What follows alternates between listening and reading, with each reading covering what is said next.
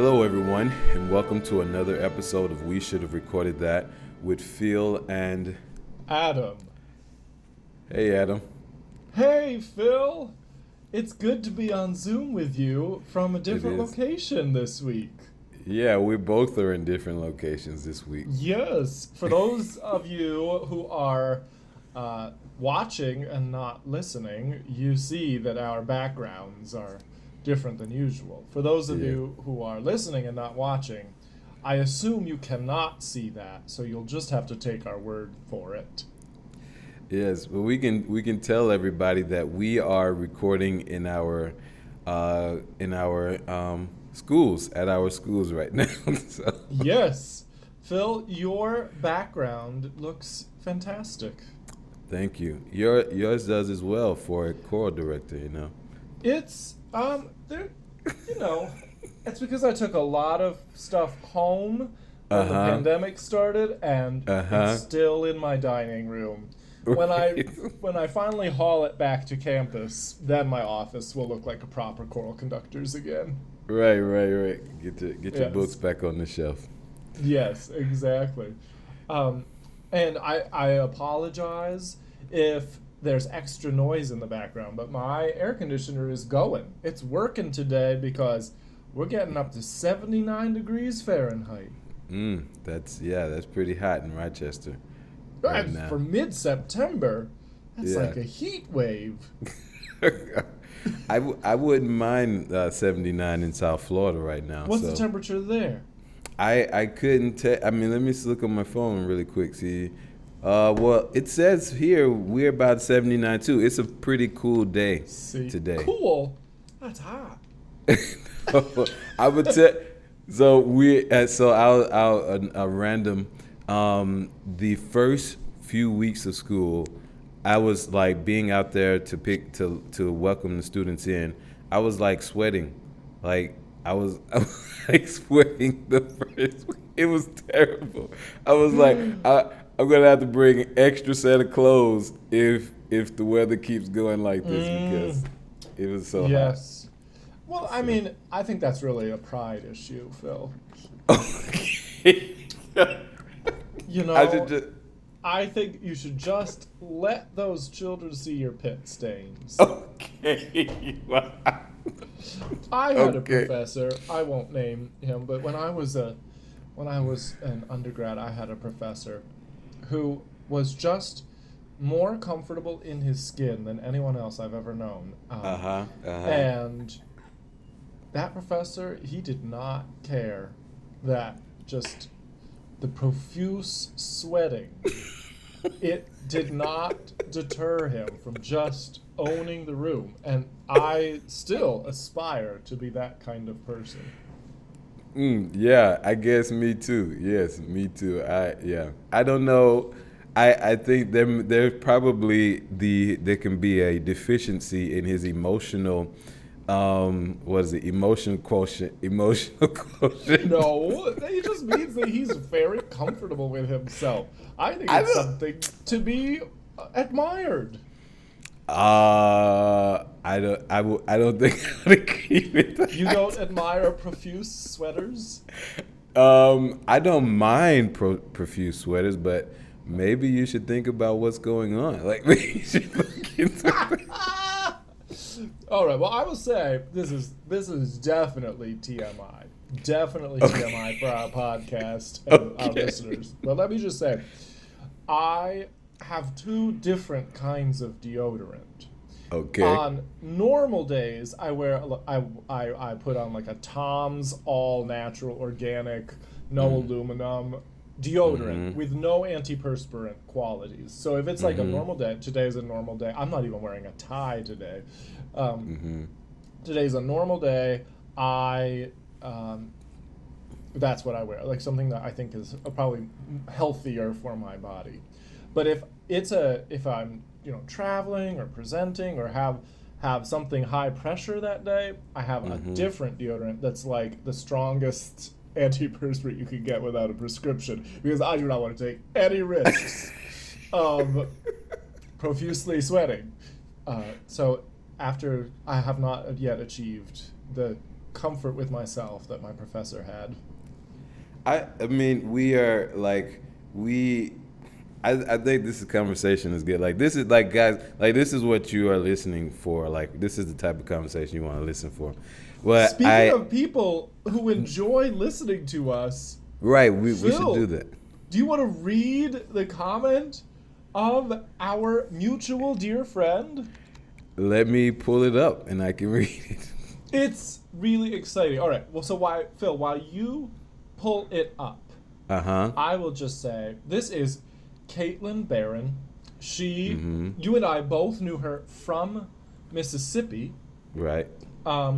And so she was one of your fellow students, and you were both students of mine at Delta State University. And she is just like one of the best people I know. She's a really, really committed believer in Jesus Christ. She was really involved in Baptist Student Union there at Delta State. She was beautiful, mezzo-soprano voice, great student. She was a music education major, would have been a great teacher, but after graduation, she decided to become a missionary. Phil, did you know this? I think you told me while I was in Rochester. Yes, and you know where she is working. She's in, is it Ontario, Canada? Yes. Right. Yes, exactly. I think she lives in Mississauga and does a lot of work in Toronto. And I mean, and you know, Phil, that Toronto is one of my favorite cities in the entire world. Yes, you talk about it. Yes, you like it more than New York. I do. Yeah, I mean, it's more navigable. It's less overwhelming than New York. And yeah, but the first time that I went to Toronto for fun, Caitlin was my tour guide. We got to spend a day together. It was terrific. Well, great. Yeah, I mean, I still need to get up to Toronto for sightseeing, but hopefully. It's not going to happen right now because the border is still closed, and it was announced yesterday that it's going to be closed through at least October 21st. It was supposed the closure was supposed to expire September 21st, but they just keep moving it back and back and back and back. So I'm distraught about my lack of access I understand. to my favorite place. Hopefully you can get back there soon. Well, let's get to Caitlin's comment. Caitlin says, "Greetings, hello, Adam and Phil. I would like to start with a comment. I subscribed a while back, so I would make sure that I would not lose the podcast link until I could start listening. And today I am driving. I'm driving to go on holiday, and I decided to start the podcast. Pause. Wait, just a second. Caitlin, I love that you have become a Canadian, and instead of saying I am driving to go on vacation, you say I'm driving to go on holiday. Pretty soon you're gonna start saying I'm going on a holiday. Sorry about that. Sorry. Continue, Phil. Yeah, I had to read that again, but yeah. So she's like, guys, and I can hear Caitlin saying this. Guys, yes. I have no clue what the other episodes hold, but I love this. I think about both of you often, and I think about you too, Caitlin, often. I'm really glad to see you. Hopefully I can see you soon. So it is really special to get to listen to your conversations. It kind of feels like we're back in Delta State, sitting in your office. And she's talking about your office, Adam. Praying for both. You never went to your office, Phil? No, I don't think. Well, I did have an office. But I don't know if we all had a conversation in my office. Okay, it was considerably smaller than mine. It was. I just say I had a nice big office there at Delta State. You did, with that window. That couch from the 60s. Yeah, it was a nice space. That window was it was a very welcoming space, looking back on the. You have to say, I really did downgrade in terms of offices since I now live in the basement. Right, it's not as big of a window. No, let me read. it's like up there, and it's like, oh, you can see a tree back in the. Okay, anyway, I'm sorry. Continue reading Caitlin's email. We just have a few more lines. She's praying for both of us and our family and our teaching, and she's gonna listen to episode 2. So thank you, Caitlin, for emailing us. Caitlin, we're really so glad to hear from you. Thanks for sending in a comment. Phil, how can other people comment on our show? Yes, so you can find us on Facebook, Instagram at WSRTWPA. Okay. All right, Wasserp Wapa. We gotta get that. Wasserp Wapa. No, I think that's what Wasserp Wapa, because we want to emphasize that it's with Phil and Adam. All right, so you can find us there. And then also you can find us on YouTube by our title. We should have recorded that with Phil and Adam. So please comment. We definitely, this is a conversation, and we want you all to be a part of this conversation, like Caitlin and Michelle and all of all other people who have commented. So please comment. You can even share. You can just share if we need to fix something as well. We're open to all comments. I decided, Phil, that I would IPA Wasserp Wapa. How does that look? I can't. It's not in focus, so I can't see it. All right, I'll have to type it out. We can put it in the show notes. Yes, sounds good. If we'll you IPA. want a phonetic guide to Wasserp Wapa, we'll put it in the show notes. See, using the International Phonetic Alphabet. Are we nerds or what? We are. I think I say this often. I think everyone is a nerd. They're just nerds at different things, right? I think everyone who's cool is a nerd at different things. Okay. I think there are people who genuinely don't care about anything. They're not passionate about anything, and that's not cool. Find something. It doesn't need to be your work, right? But find something that you can be passionate about. Be passionate about your husband or wife. Be passionate about raising your children well. Be passionate if you don't have a husband or wife or children. Be passionate about coin collecting or metal detecting. I don't care what it is. Find something you can be passionate about, because if your life has no passion in it, what a sad state. And yet I feel especially, let me just talk to my emotional insecurities from childhood. I think when I was a high schooler, and then whenever I interact with high schoolers, there is this prevailing attitude among a lot of adolescents that if to be passionate about something is not cool. Right. And that's just the truth. Nothing could be further from the truth. Yeah. Passionately caring about something, that's the coolest thing ever. Even if what you are passionately caring about is what the rest of the world would consider really nerdy. Yeah. The International Phonetic Alphabet. Yeah. So maybe we're not nerds. Maybe we're really just very cool. I would agree with that. I think we're pretty cool. Yeah. Well, I agree. At least you are. We're both cool. We're both cool. I would also we are. We're both cool. I think that's the thing. If we have to say it, do you think that's still true? Oh yeah, I'm pretty cool, Phil.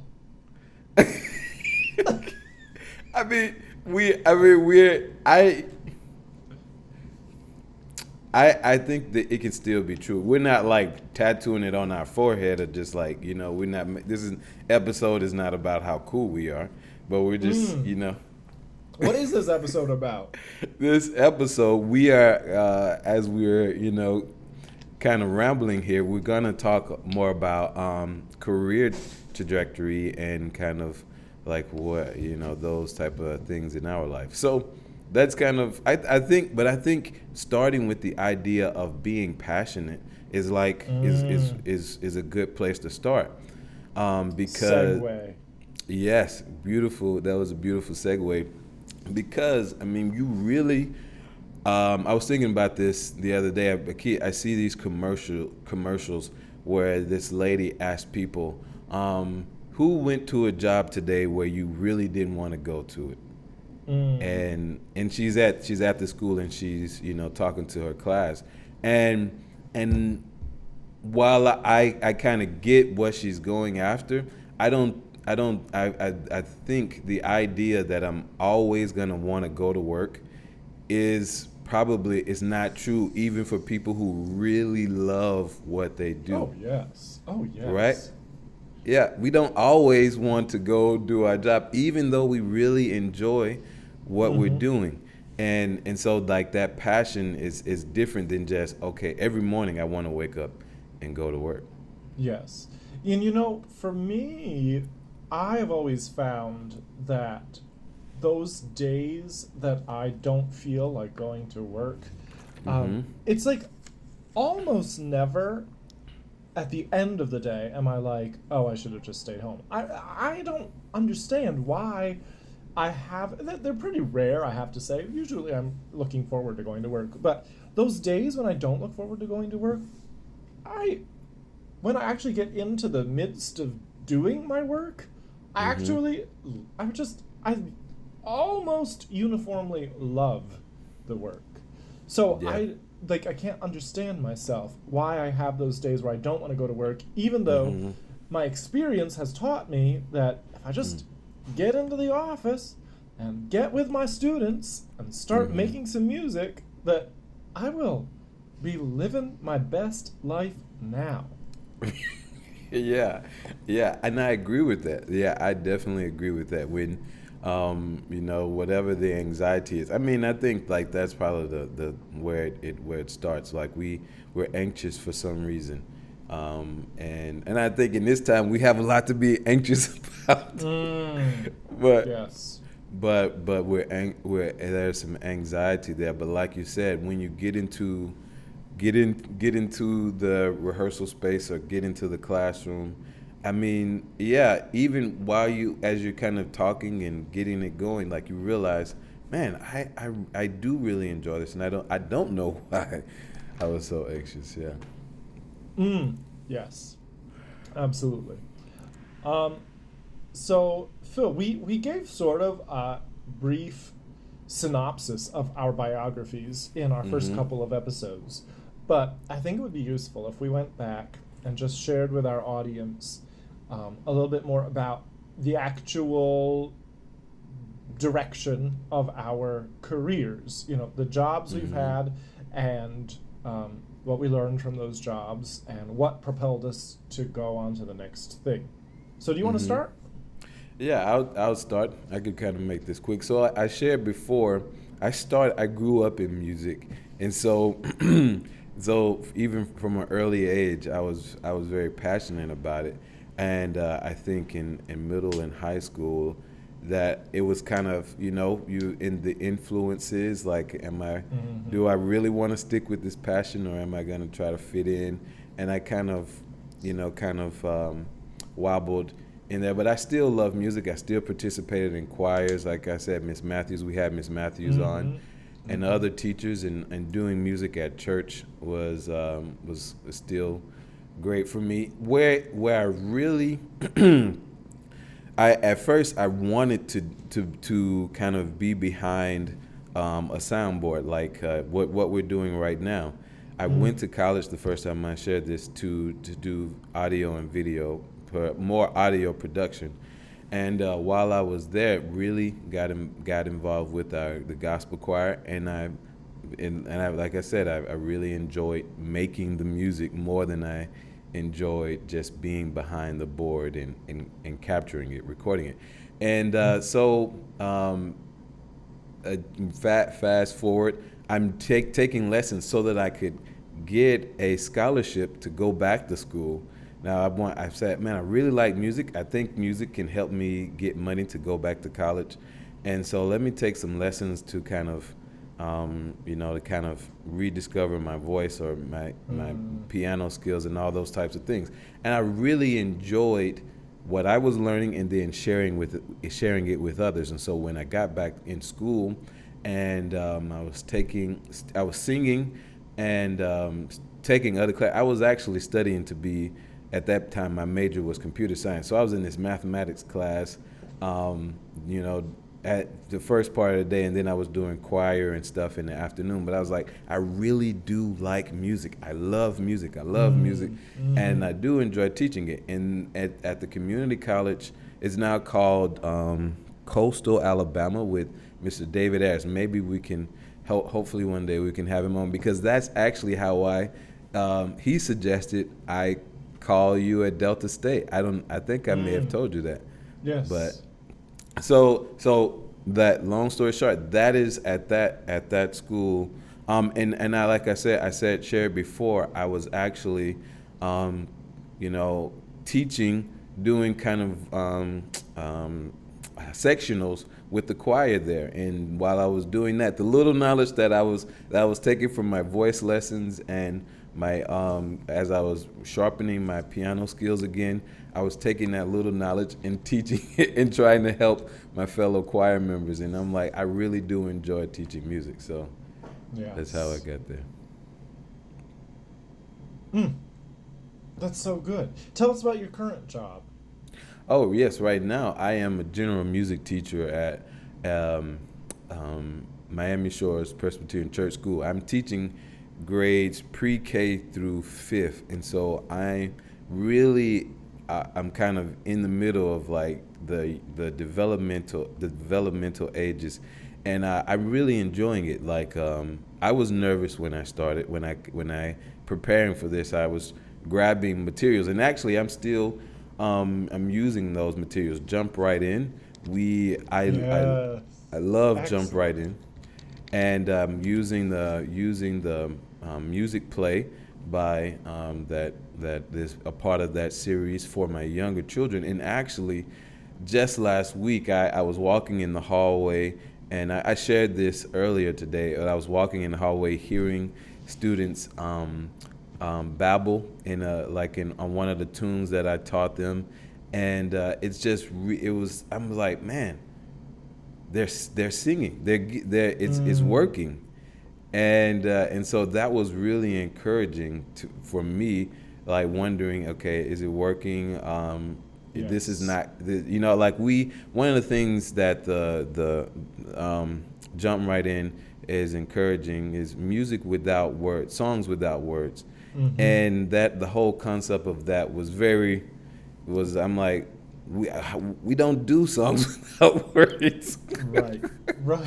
Yeah. we don't but like really getting why we do that, and then seeing it work, like when the students are able to just focus on the musical elements, like they just catch it and they're singing it later, it really makes sense. And so and it's always really cool for me to be in elementary school, and trying to help my students become more passionate about music.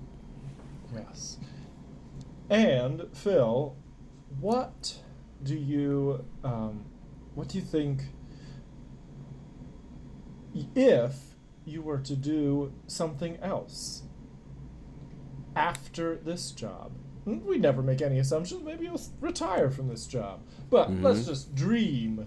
What else could you see yourself doing in the future? Where might you want your career to take you? So two things, like very quickly. I think I would still want to teach. One of the things I'm looking into doing now is also doing more performing. So performing as a soloist. Also, I would, and as I kind of gain a name as a teacher, maybe even conduct choirs and bands. So something maybe non-musical. I enjoy technology and computers, and so maybe I would go into that, maybe some type of engineering or computer engineering or something. So yeah, you're really good at that stuff. I'm trying. I'm trying. You are. You're very good at that stuff. What about you? So look, I guess maybe you this time can kind of share how you came to where you are as a. Okay, yeah. Well, so after I finished my master's degree, Uh huh. I um, went and taught high school, and uh, I think I knew going in that high school would not be my like where I ended my career. I think I Mm-hmm. had an idea at that point that I wanted to teach at the university level. Mm. Um, but I also loved teaching high school, and I also I'd never want to be the kind of person who prescribes my own experience Mm. as a mandate for anyone else. But I would say I think that the person who aspires to college university teaching who never teaches at the elementary, intermediate, or secondary level is this is I'm speaking specifically of music. Mm-hmm. Mm-hmm. Um, and I'm speaking especially specifically about ensemble directors. Okay. Um, Mm. Without that experience, I think you really rob yourself. I think Mm. you rob yourself of being able to talk to your music education majors Right. about the real world. Mm-hmm. And I think that you rob yourself of really honing your teaching skills. Mm-hmm. Often, when we get to the college or university level, if we're working with music majors, we're working with students who are already pretty talented. Like, cut your teeth on students who will never be a music major. Cut your teeth on students who are not gonna choose music as their livelihood, because Mm-hmm. those are the students who um, those are the students who like really force you to think through sequencing, really force you to Right. think through breaking tasks down, task analysis. Mm-hmm. And thirdly, I think a big part of my job is fostering good relationships with the current teachers of my future students. Mm. So I need good relationships. I desire good relationships with the high school choral directors in my community, in my area, in my state, in surrounding states. Um, and because those teachers know that I taught middle and high school, I hope that it gives me a legitimacy among them. I haven't spent my entire life in the ivory tower, and I'll just Right. acknowledge, as a college professor right now, the ivory tower is not the real world. I mean, like, my job is not easy, but it is, um, it is, it's it is much more manageable than public school teaching was, in terms of having more flexibility to plan my own work schedule, Mm-hmm. more time to plan fewer things, which just means that I'm going much deeper into how I teach right now Right. than when I was preparing 9 different lesson plans every day. So yeah, I think though my advice to anyone who aspires to teach at the college university level would be you gotta teach 8-year-olds, you gotta teach 12-year-olds, you gotta teach 17-year-olds first before you can teach undergrads. So anyway, that's my 2 cents about that. I probably would have spent a little bit longer teaching high school. I spent 3 years doing that. Probably would have spent a little bit longer doing it if it weren't for the job. My job description changed in my final year of public school teaching, and I was a pretty decent high school music teacher. I was a considerably less effective middle school music teacher. So it was the input, and I think it was God. I think it was God saying, all right, you've gotten comfortable here in this job and you've been successful in it. So I'm gonna make it less pleasant for you so that you have an impetus to move on and pursue the next chapter of your journey. So then doctorate, then first university teaching position in Mississippi. That's where you and I met, Phil. And that job was the perfect job for me in terms of my teaching responsibilities. I loved that job. It was probably too many teaching responsibilities. It was a big job. It was so often I felt like a one-man show. So that was difficult, but gosh, I learned so much. Just like I learned in by teaching high school and middle school, I learned so much at Delta State. I was forced to learn so much, and it was a safe place for me to make some little mistakes that I, live and learn, right? You make a mistake and you don't do that again. Right.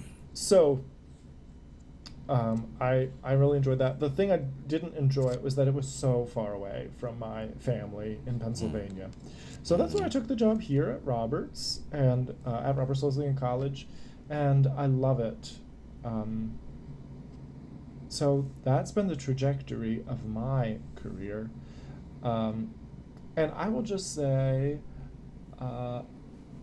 since I asked you about your future, potential of your future, for me, the dream, ever since I was an undergrad at a Christian liberal arts college, my dream has been to be a professor at a Christian liberal arts college. And I know that to many people that seems like a really, an unambitious dream. But I think, to those people who feel that way, I'm just going to say, first of all, I grew up on a dairy farm, so doing anything besides dairy farming is this way outside the box dream. My horizons were pretty limited. My worldview was very myopic up through really much of my life. And then I would say, secondly, the reason I love teaching at a liberal arts college undergraduate only program is that it's the teaching. I mean, there are so many people for whom being a professor is about the research or about the writing or about the profile or about the prestige. And for me, just let me in I would gladly take on teaching another class if it meant I never had to do another committee assignment. I would gladly take on teaching another class if it meant, never expecting to publish anything else. So, that's not the nature of the job. I do have to do service and I do have to do scholarship, research, and creative activity. And I'm happy to do those things. I acknowledge they're part of the job. But the reason I am in the job is the teaching, not the other stuff. The other stuff for me is peripheral. Whereas for a lot of professors at schools, institutions of other types, non-liberal arts colleges, the teaching is the periphery thing. So I'll say that. And then I love teaching at a Christian college. I remember. I think there's a perception in the broader world that teaching at a Christian college must be so restrictive, but I actually find it incredibly liberating. I find the freedom here to be overtly Christian, which is who I am, that is a gift. And I love that. So I don't find teaching at a Christian college restrictive in the least. I find it incredibly liberating. Yeah, I think even for students, it probably can be a safer place, even if you're not Christian or believer, to even come in with some more skeptical ideas to say, why are you Christians? You know, Yes. and maybe to have those type of conversations. Yes, exactly. I agree. Let me- So anyway, I would say, in terms of the future, I'm pretty content. mhm. I don't. I think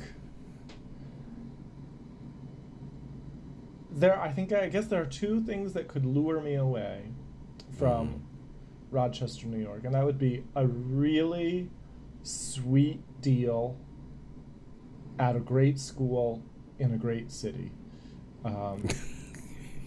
And let's face it, I mean, because of what I just said, because my priority is the teaching, I'm not developing a profile for myself of that nature. I'm not. My stature in the choral music world is okay. All right, let me just get through what I'm saying, and then you can push back all you want. My stature in the world is not such that someone is going to offer me a ton of money to move to a great city and teach at their wonderful school. And I'm okay with that. We've already talked about my ambitions and my reasons for being a professor. So that's one thing that I think could lure me away from Rochester. Not very likely to happen. The other thing that could lure me away from Rochester, I guess, would be if I had the opportunity to start a family.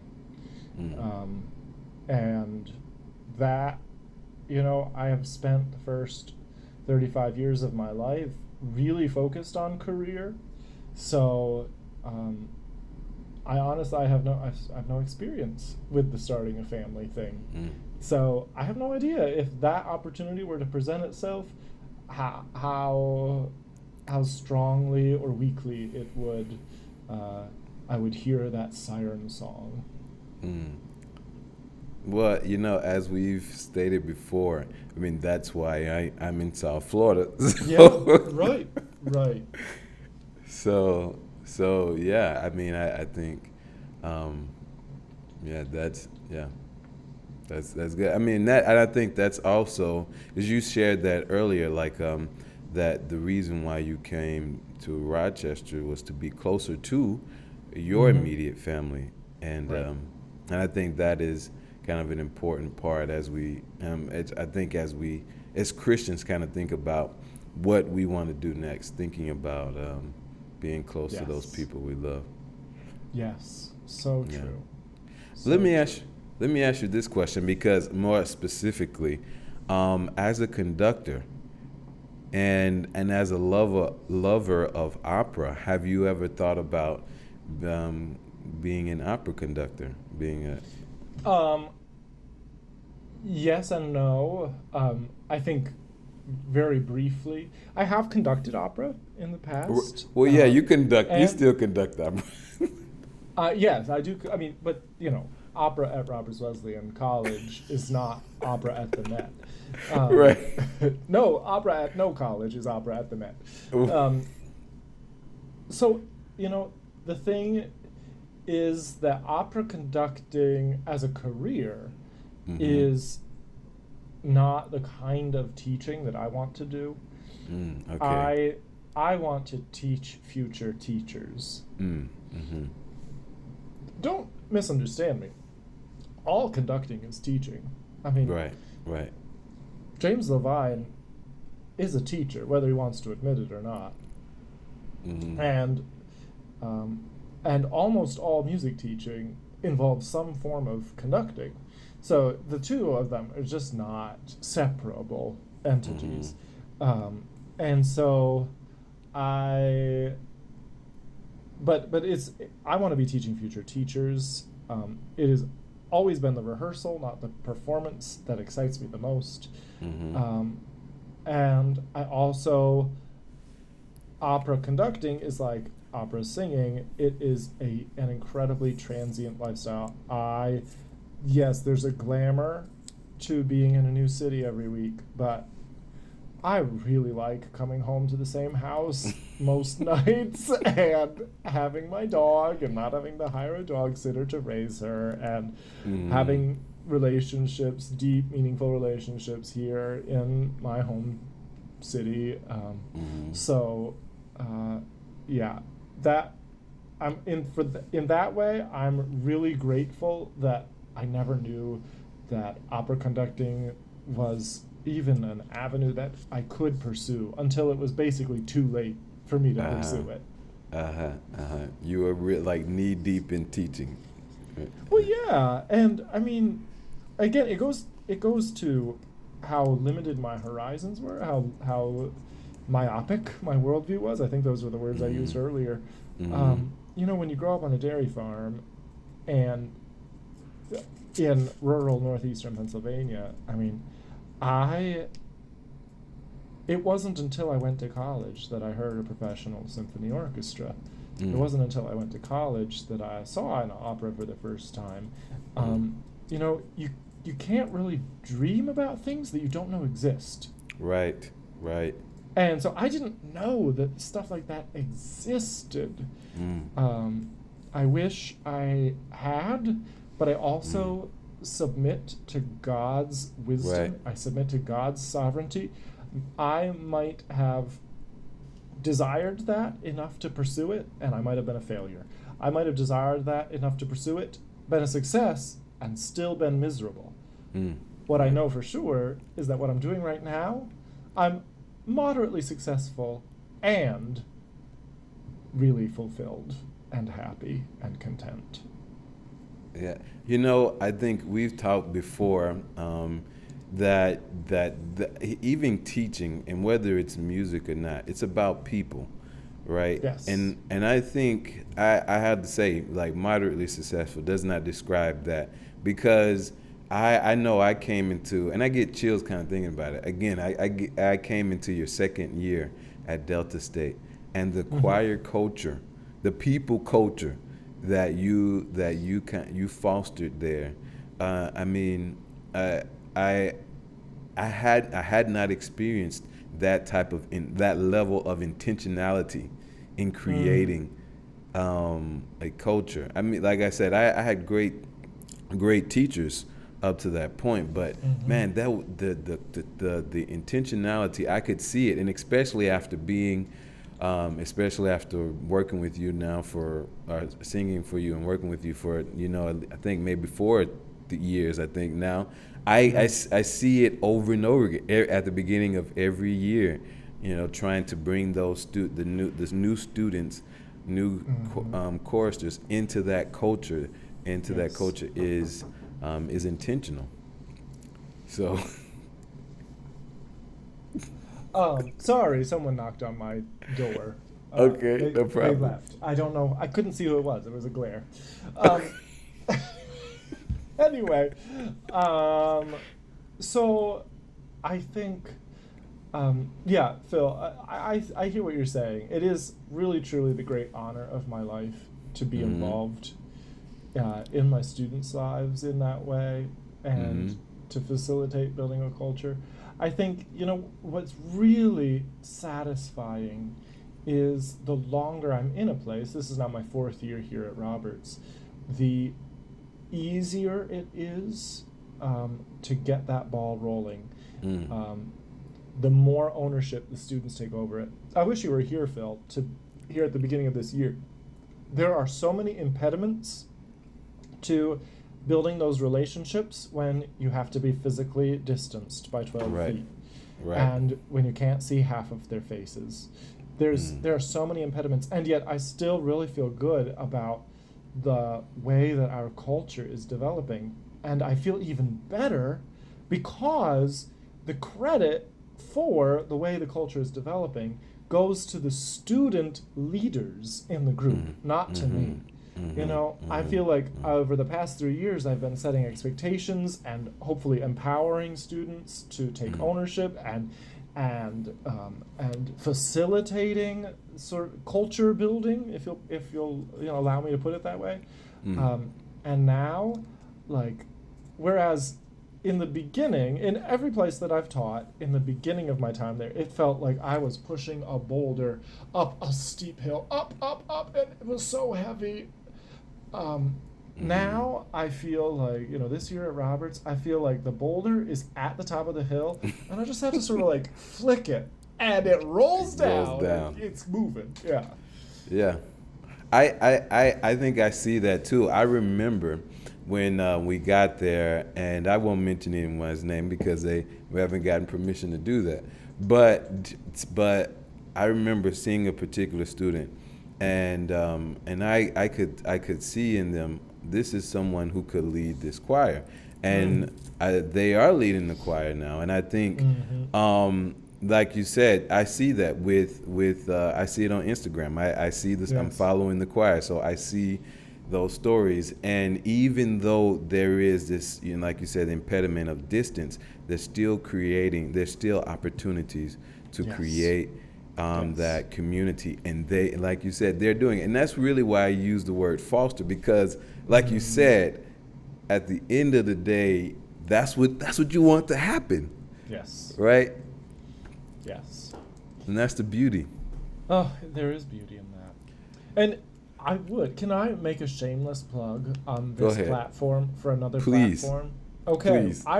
You mentioned following the Chorale's Instagram. I would encourage our listeners to follow us on Instagram. Again, I am responsible for exactly 0% of our Instagram content. It is all student run.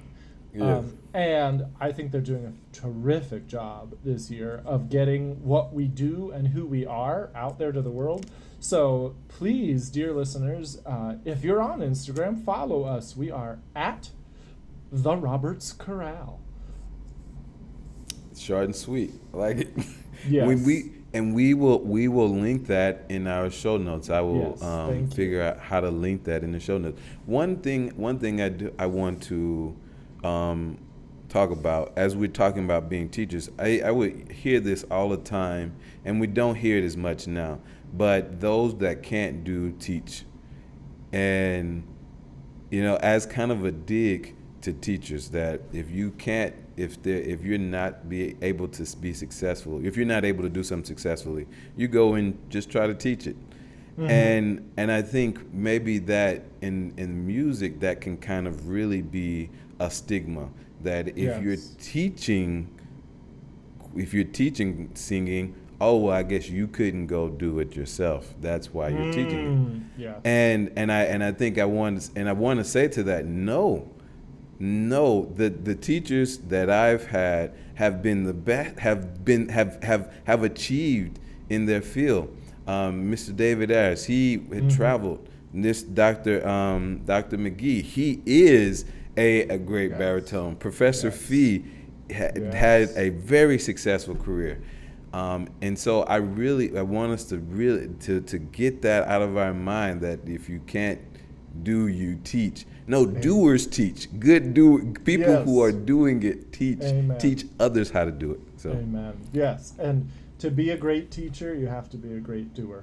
There, with a few limited exceptions. Like, if you're not a great doer, if you're only a mediocre doer, then you have to be like organized, charismatic.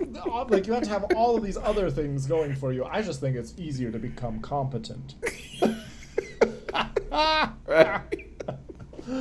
Oh yeah. Phil, we've passed about 3 minutes ago our 45-minute mark. We have. So shall we move into final segments? Yes, we can. We can move into our final segment. This is the great conversation. It really, thank you, Phil, for just talking shop for a little bit. It's refreshing, and hopefully our listeners have benefited from it. I hope so too. So do you want to share your current event first? Yeah, sure. So, I'm just, when I see the pictures and video from California, Oregon, Washington, the wildfires that are happening there,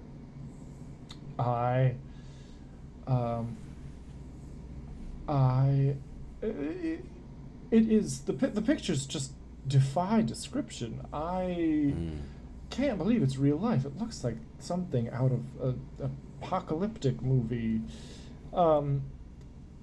And I think science denial is really dangerous. I'm not even trying to say that. I'm not trying to defend people who have a bias. I'm not trying to claim that scientists don't have a bias. I think we all bring biases to what we do, including to our work, even when we want to be data driven. But I think this the denial of our president of something that is overwhelmingly agreed upon by the scientific community, I just think that's hubris. I would rather listen to the scientists and then find out that the scientists were wrong than to disagree with the scientists knowing what I know about science. I know nothing about science. I'm not a scientist. So how in the world can I contradict the scientific community? I don't have the expertise to do so. And so what is our president doing denying something that, claiming that it's going to get cooler?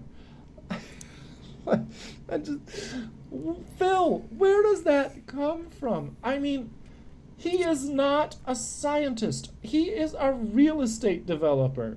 He is a reality TV star. Stay in your lane. That's what I want to say. Yeah, but I mean, I was just quick comment. It getting cooler won't stop fires from burning. So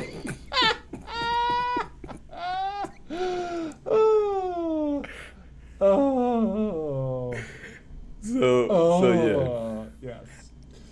And I have a weather related current event too, but I will say this really quick. Science and Christianity are not mutually exclusive. Yes, they're completely compatible. Though, I mean, we understand what God made through science. So I would say scientists of antiquity were Christians. Yes. And I mean, I think if you find a contradiction between Christianity and science, there are only two options. The science is flawed. Okay, fine. Go back, re-examine it. Yeah. Or your interpretation of Christianity is flawed. Right. Yeah. There's just they will not contradict one another, because Christianity is ultimate truth, capital T, and science is also truth, lowercase t. Yeah. I heard a guy say that miracles are only things that we don't understand. We don't have the science to explain it. That's all it is. We just don't. We don't have the technology, or maybe we just can't explain it. Well, okay, can I push back real quick because we're running out of time? Yes, but I do think we can still leave room for the supernatural. Well, I mean, what I want to say is not that I'm not trying to downplay the supernatural. I'm just saying that again, the supernatural does not have to be mutually exclusive from the natural. Like this. They don't have to be. See what you're saying. Yeah. Opposed to each other. We just we just can't explain it. My current event, really quickly, is about Hurricane Sally that is hitting the Gulf Coast, Pensacola area, and my people live west of where the storm is making landfall. So I'm thankful that they are not greatly affected. Everybody that I've talked to have people in the south, in the southern part of Mobile County, and people a little further north. Everybody's power is out, and so they are affected. But praying for those who are more in the panhandle of Florida and Georgia and the eastern part of Alabama, praying for those people in the storm. Yes, it is really frightening stuff. Yeah. All right, Phil, what did you learn this week? What did I learn? That you were because of your limited Because of your limited exposure, that's why you became a teacher. Well, okay. I don't want to say because of my limited exposure. Okay, but I don't know. How would you say? My limited exposure prohibited me from considering many other options. That is a very nice politically correct thing to say. Well, you know what? Sometimes there's nothing wrong with being politically correct. I'm gonna say this very quickly. For me, that opening our students' horizon is another thing that that is also another reason why I will want to teach. Yes. So that they can know that they do have other options. So Yes. Go ahead. Yes. Nope. I've said my piece, Phil. Okay. So, anything else for the good of the order? Did you want to say what you learned? Nothing. Nothing. I learned nothing. All right. I'm just teasing. You know, Very I good can't teacher. pick one. I can't pick one thing though. Okay. This has just been a good conversation. So thank It you has. for that. No, thank you. It has. Well, All right. listen. Yeah, I would just say again, listeners, please like, subscribe, and share. I'll say bye for now. Adios.